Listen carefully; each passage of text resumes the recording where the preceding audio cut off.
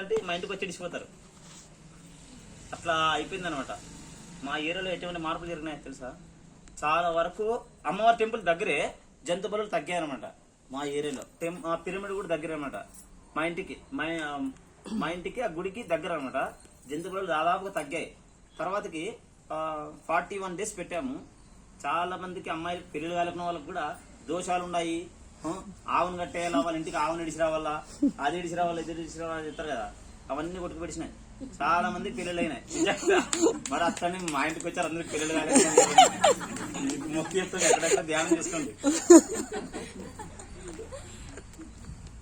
అట్లా చాలా మందికి మార్పులు భయంకరంగా జరిగినాయి. హెల్త్ ప్రాబ్లమ్స్ కూడా చాలా వరకు క్యూర్ అయినాయి.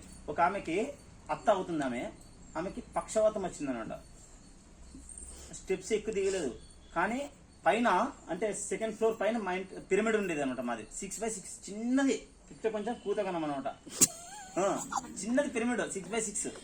అంత చిన్న పిరమిడ్ లో అట్లే వచ్చి కూర్చొని ఇరుక్కొని ధ్యానం చేసేవాళ్ళు అందరూ. ఒక ఆమెకి పెరాలసిస్ వచ్చింది. ఆమెకి ఇది మూతి కూడా చుట్టుకుపోయింది అనమాట.